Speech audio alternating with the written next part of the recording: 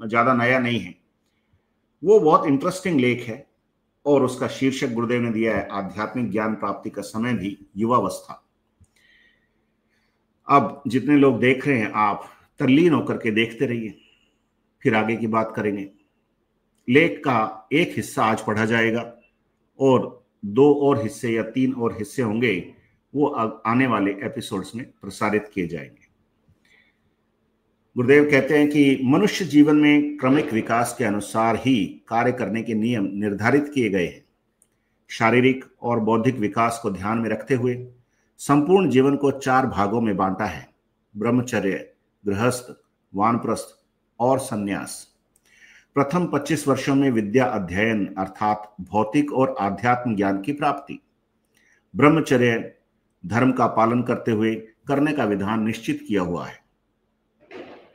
विद्यार्थी जीवन के आखिरी 2-3 वर्षों में वैदिक दर्शन और योग दर्शन की शिक्षा संपूर्ण ढंग से दी जाती थी ताकि वह अगले तीनों आश्रमों में पूर्ण रूप से अर्थात शरीर, मन और बुद्धि से स्वस्थ रहते हुए सार्थक जीवन जी सके।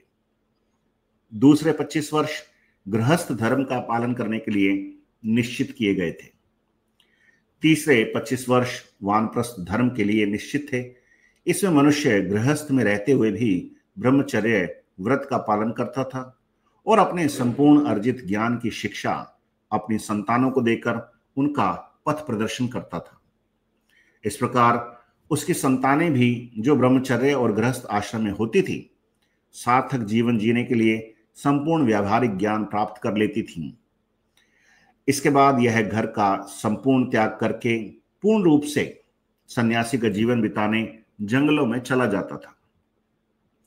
उपर्युक्त व्यवस्था त्रेता और द्वापर में रही होगी, जब मनुष्य की क्षमता और संसार का वातावरण पूर्ण रूप से ठीक था।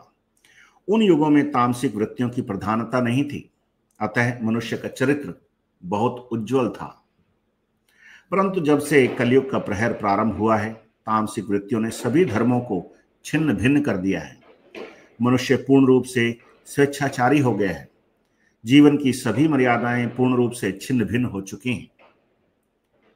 हम जिस वैदिक दर्शन और योग दर्शन की बात करते हैं, यह व्यवहारिक जीवन से लोप प्राय हो चुका है। आज हमारे उपर्युक्त दोनों दर्शन मात्र दार्शनिक ग्रंथों में कैद पड़े हैं। जब तक इस ज्ञान को कैद से मुक्त करके मनुष्य शरीर रूपी प्रयोगशाला में प्रमाणित नहीं किया जाएगा, सार्थक जीवन बिताना असंभव है। काल के गुणधर्म के कारण योग दर्शन लुप्त प्राय हो गया है। सांख्य दर्शन निरंतर उन्नति कर रहा है। उसकी सभी उपलब्धियों पर पूर्ण रूप से तामसिक वृत्तियों का आधिपत्य है। अतः उसका उपयोग ये वृत्तियां मात्र अपने स्वार्थ के लिए कर रही हैं। ऐसी स्थिति में मानव शांति एक सुखद कल्पना मात्र है। तामसिक वृत्तियों के कारण ईश्वर मात्र कल्पना का ही विषय है। जीवन की सच्चाई लुप्त हो चुकी है। एक सर्वमान्य सिद्धांत बन गया है कि अध्यात्म ज्ञान की प्राप्ति का समय मात्र वृद्धावस्था ही है। कैसी भ्रांति फैला दी है, मानो अध्यात्म ज्ञान व्यवहारिक जीवन में एक अड़चन है। अगर वह ईश्वर व्यवहारिक जीवन में सार्थक नहीं था तो बुढ़ापे में यह क्या कर देगा। बुढ़ापे में सभी अंग प्रत्यंग शिथिल पड़ जाते हैं, अनेक प्रकार की बीमारियां घेर लेती हैं। उन्हीं कष्ट की तरफ ध्यान रहेगा, ईश्वर याद ही नहीं आएगा। अतः सभी प्रकार के ज्ञान प्राप्त करने का समय किशोरावस्था ही है। तो ये उस लेख का एक पहला हिस्सा है और जैसी भूमिका गुरुदेव बांधते हैं बात की, उससे हमको एक बहुत प्रासंगिक तरीके से, तार्किक तरीके से बातों को समझने का अवसर मिलता है। इसमें आज ज्यादा तो विश्लेषण की कोई वो नहीं है और हमारी सामर्थ्य भी नहीं है, लेकिन गुरुदेव कुछ ना कुछ तो जरूर हर लेख में समझाते हैं। हर स्लाइड में कोई नई बात है, तो उसको समझने की कोशिश करते हैं। 144 लोग जो देख रहे हैं ना, वो बैठे रहें, सुनते रहें। गुरुदेव की यही इच्छा है। आप अपनी मर्जी से नहीं आए हो, गुरुदेव लेके आए हैं, इसलिए बैठे रहो। तो ये पुरानी जो व्यवस्था थी उसका गुरुदेव ने वर्णन किया कि 4 भागों में उसको बांटा गया था। 25-25-25 के 4 हिस्से कर दिए। ब्रह्मचर्य, गृहस्थ, वानप्रस्थ और सन्यास। पहले 25 साल जो थे उसमें भौतिक ज्ञान और आध्यात्म ज्ञान की प्राप्ति ब्रह्मचर्य का पालन करते हुए ये करने का विधान निश्चित किया हुआ था। अब आप इसको प्रैक्टिकली सोच के देखो, आज कोई कर सकता है क्या? मेरे हिसाब से तो नहीं कर सकता। जोर जबरदस्ती करेंगे, छोरे छोरी हाथ से निकल जाएंगे, ऐसा सोचते हैं ना, इसलिए उनकी हामी हामी ला देते हैं। पर वो क्यों होता है उसका भी कारण बताया गुरुदेव ने। फिर विद्यार्थी जीवन में 25 साल की उम्र से पहले पहले 2-3 साल में वैदिक दर्शन और योग दर्शन की संपूर्ण शिक्षा दी जाती थी, ताकि आगे आने वाला जो समय है 75 साल का वो ठीक से कट जाए। तो ये सिस्टम तय किया हुआ था, योग दर्शन और वैदिक दर्शन, इसकी शिक्षा का कार्यक्रम होता था। फिर वानप्रस्थ की बात थी, वो भी परिवार में रहते हुए था, गृहस्थ रहते हुए, ब्रह्मचर्य व्रत का पालन करते हुए ये अर्जित ज्ञान डिस्ट्रीब्यूट करना था, डेलीगेट करना था। तो जो ज्ञान उसने पाया वो बाकियों के भी काम आ सके, ये उसका पर्पस होता था। बाद में वो जंगल में चला जाता था संन्यास के लिए, पहले तो ऐसा ही होता था। लेकिन गुरुदेव कहते हैं कि ये जो व्यवस्था थी ये त्रेता और द्वापर तक ही रही। उस समय वातावरण अच्छा था, मनुष्य की क्षमता अच्छी थी और उस समय तामसिक वृत्तियों की प्रधानता नहीं थी, अतः मनुष्य का चरित्र बहुत उज्जवल था। मतलब यहां पे भी वही तामसिकता की बात ले आए गुरुजी। अब लोग हमें उलाहना देते हैं ना, तामसिकता तामसिकता, सूक्ष्म जगत, पता नहीं क्या क्या करते रहते। ये गुरुजी कह रहे, भाई मैं तो नहीं कह रहा हूं। गुरुजी ने ये विश्लेषण करके बताया कि त्रेता और द्वापर में तामसिकता इतनी प्रबल नहीं थी जितनी कलयुग में है। उसकी वजह से सारा सिस्टम जो है वो गड़बड़ हो जाता है। सारी वृत्तियों जो भी, जितनी भी तामसिक वृत्तियों ने सारे धर्मों को छिन्न भिन्न कर दिया, स्वेच्छाचारी कर दिया, सारी मर्यादाएं लोगों ने तोड़ दी। तो अब उसका क्या किया जा सकता है? तो जब सतयुग आता है, कलयुग के बाद सतयुग आता है, वो फिर वैसी व्यवस्था होगी, उसमें सत्य का राज होगा, तमोगुण नाम की कोई चीज नहीं होगी, तामसिकता का प्रवेश ही नहीं है उस इलाके में। परब्रह्म का क्षेत्र है वो, उसमें केवल हम जैसे लोग जा सकते हैं। अब आप सोचोगे हमारे में तामसिकता भरी हुई है, हमारे में नहीं भरी हुई है। वो तामसिकता झड़का करके बाहर फेंकेंगे गुरुजी, फिर आपको लेके जाएंगे, चिंता ही मत करो। अब जिस दर्शन की बात गुरुदेव करते हैं ना, वेदांत प्लस योग ही पूर्ण दर्शन है, वही बात गुरुदेव ने यहां पर भी कही है। ये लेख भी 1995-96 के आसपास का लिखा होगा, उससे पहले का लिखा होगा। अब वो दो दर्शन जिनकी बात कर रहे हैं गुरुदेव, वो तो लुप्त प्राय। वैदिक दर्शन आप देख लो, कोई उठा करके कोई ठीक से समझाने वाला,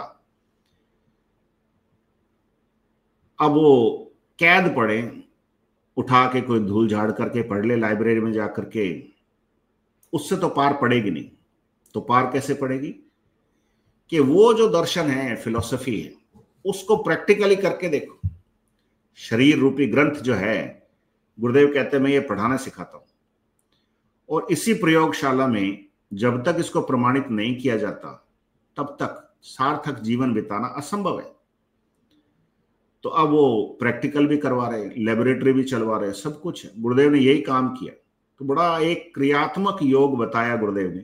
उस योग के दो ही कंपोनेंट है, ध्यान और मंत्र जाप। उस ध्यान में योग हो जाएगा अपने आप, तो योग दर्शन भी प्रैक्टिकल हो गया। और वैदिक दर्शन की जो फिलॉसफी है कि ईश्वर मनुष्य ईश्वर का स्वरूप है, ब्रह्मांड पिंड में ही है, वो भी प्रैक्टिकल हो जाएगा। अब जब तक प्रैक्टिकल नहीं हो तब तक थ्योरी लिए फिरते रहो। कोई ये थ्योरी का एग्जाम तो है नहीं कि इसमें 100 नंबर के आप पढ़ के चले गए और आप पास हो जाओगे। थ्योरी में पास हो जाने से जीवन में पास हो जाना संभव नहीं है। प्रैक्टिकल में पास हो जाना और थ्योरी में भले फेल हो जाओ तो जीवन संभव है। यही बात गुरुदेव समझा रहे हैं, और वही होगी।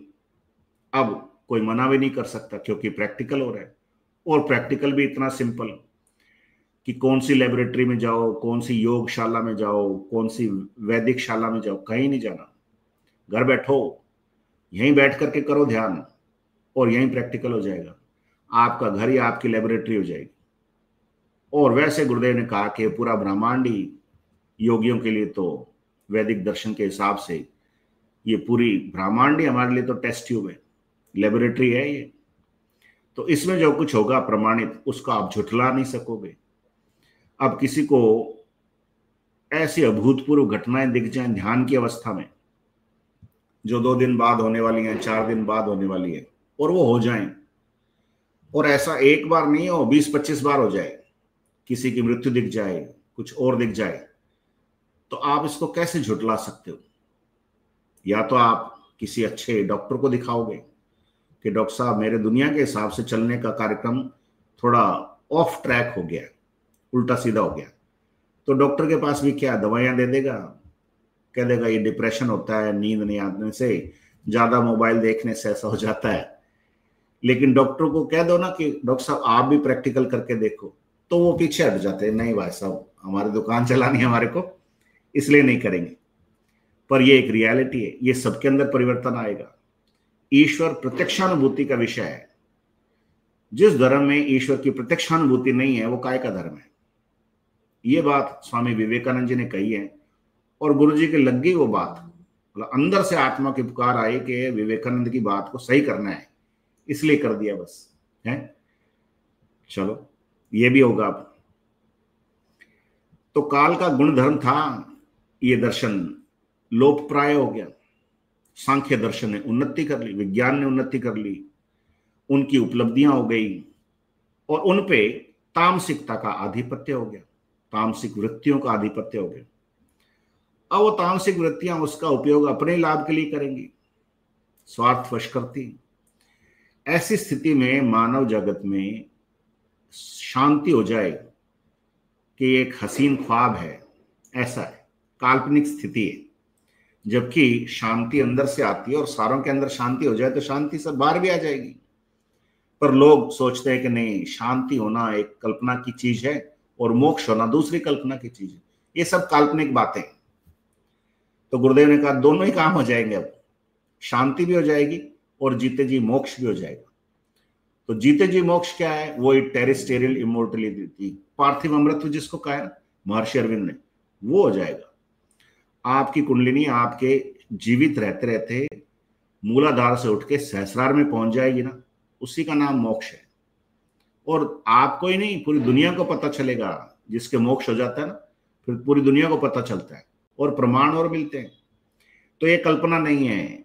गुरुदेव हम सबको कल्पनातीत सत्य से जोड़ रहे हैं। तो अब आपको जो अनुभूतियां आगे सुनाएंगे सूक्ष्म जगत वाली, वो देखना आप। अब तामसिक वृत्तियां यही सोचती हैं कि ईश्वर एक कल्पना का विषय है, तो जीवन की एक सच्चाई थी वो लुप्त हो गई, और बुढ़ापे में कर लेंगे ऐसी भ्रांति फैला रखी, जैसे कोई जवानी में कर लेंगे तो अड़चन आ जाएगी। अब वो ब्रह्मचर्य का पालन तो क्या करेंगे हम, कैसे करेंगे? तो गुरुदेव ने कहा आपको कुछ नहीं छोड़ना, आप जो कर रहे हो करते रहो, जो खा रहे हो खाते रहो, जो पी रहे हो पीते रहो। तो बहुत सारे लोग सोचते हैं कि भाई ये गुरुजी वाले में तो ब्रह्मचर्य का पालन करना पड़ता है, बीवी बच्चे हैं ऑलरेडी, अब इनका क्या करूं? तो इसमें बीवी बच्चे साथ रहेंगे, जो कर रहे हो करते रहो, और इसमें बुढ़ापे तक इंतजार करने की जरूरत नहीं है। ये तो कार्यक्रम किशोरावस्था में चालू हो जाएगा, और फिर आप देखो क्या परिणाम आता है। तो बुढ़ापे में तो आपको बीमारियां घेर लेती हैं, फिर जवानी में कर लेते तो बुढ़ापा देखना नहीं पड़ता। तो किशोरावस्था से चालू करो, ऐसे लोगों को बताओ, स्कूल कॉलेजों में बताओ, सब जगह बताओ, और सरल भाषा में बताओ, तो सबके अंदर परिवर्तन आना चालू हो जाएगा। मैंने शिक्षा के क्षेत्र में काम किया है, पहले भी टीचर ट्रेनिंग करता था, ट्रेनर की ट्रेनिंग करता था, ट्रेनिंग के मैनुअल लिखे, सब लिखा, तार्किक सारी सांख्य दर्शन वाली बातें सारी कर दी। लेकिन ये वाली बात जहां आती थी ना, ईश्वर के बारे में, अध्यात्म के बारे में, वहां क्या है, मतलब हम यू टर्न ले लेते थे, हमें पता नहीं था, हमें भी लगता था कल्पना की बात है। एक बड़ी पर्सनल सी अनुभूति है, 1994-95 की बात होगी। मैं जयपुर में काम करता था, तो एक जिस संस्था में मैं काम करता था वहां पर एक सरकार का कार्यक्रम हुआ था, district primary education programme, DPEP था उसका नाम। मध्य प्रदेश से वहां की कोई एक टीम आई, उसमें एजुकेशन सेक्रेटरी भी थे और प्रिंसिपल्स भी थे और सीनियर टीचर वीचर सब आए। तो उनमें कोई एक प्रिंसिपल था बेचारा, और ये मैं प्रत्यक्षदर्शी हूं इसलिए मैं आपको बता रहा हूं। उस समय की बात मेरे को अब याद आई, आज से 30 साल पुरानी बात। उस समय मैं कुंडलिनी वुंडलिनी के बारे में जानता नहीं था। तो हमारा वो ट्रेनिंग जो होता था वो बड़ा पार्टिसिपेटरी ट्रेनिंग होता था, चर्चाएं बहुत होती थी। चर्चाएं करते मतलब सिर भारी हो जाता था, ऐसा इतनी चर्चाएं करते थे। फिर लोग गोडे टेक ही देते थे कि चलो अब ठीक है, अब जैसा ये कह रहे हैं वैसा। तो उसमें कोई एक बंदा था बेचारा, वो रिटायरमेंट के आसपास पहुंचने वाला था। उसने वो कह दिया कि भारतीय योग दर्शन है, वैदिक दर्शन है, इसमें कुंडलिनी जागरण होती है, कुंडलिनी मूलाधार से उठ के सहस्रार में पहुंचती है वगैरह वगैरह। तो जो हमारा था लीड ट्रेनर था, हमारा बॉस था, वो तो प्रोफेसर रिटायर हुआ अभी तो, लेकिन वो भी फिलोसफी का बंदा, सांख्य दर्शन वाली फिलोसफी।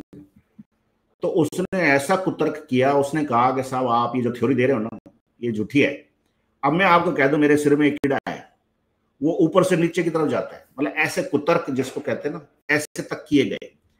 तो आजकल मैं उनसे मिलता हूं ना, आप तो बुजुर्ग हो गए, 75 साल के आसपास हो गए, तो मैं उनको कहता हूँ मैं आपको चैलेंज करता हूँ, उसको तो आपने कह दिया उस समय, मैं आपको चैलेंज करता हूँ, आप कर लो, आपके योग हो जाएगा। वो बेचारे डर के मारे करते नहीं हम। तो अब वो प्रक्रिया उल्टी चालू करेंगे। तो अध्यात्म की जगह होनी चाहिए शिक्षा में, ये बात गुरुदेव समझा रहे हैं, सिखा रहे हैं। तो जितना प्रचार हो सके स्कूल कॉलेजों में करो, बताओ सबको, क्योंकि सरल हृदय होता है ना, उसमें ईश्वर जल्दी निवास करता है। कुटिल हो जाते हैं बाद में तो लॉजिक फॉजिक पढ़ पढ़ा करके, और विश्वास करते नहीं है। और हम कहते हैं कि भाई साइंस इज गॉड, और गुरुदेव कहते हैं गॉड इज साइंस। बोलो, परमात्मा ने हम सबको बनाया ना, विज्ञान तो हमने बाद में सीखा, वो तो एक तरीका है। तो साइंस गॉड कैसे होगी? गॉड है, एक कंप्लीट साइंस है, उसको सीख लो। तो विज्ञान पढ़ो, उसके साथ गॉड वाला विज्ञान भी पढ़ो, अध्यात्म विज्ञान भी पढ़ो। तो चलिए, यहां तक तो है। अब आपको एक और अनुभूति मैं गुरु बहन की सुनाऊंगा। गुरुदेव के पावन चरणों में प्रणाम करते हैं। 167 लोग जो देख रहे हैं वो देखते रहो।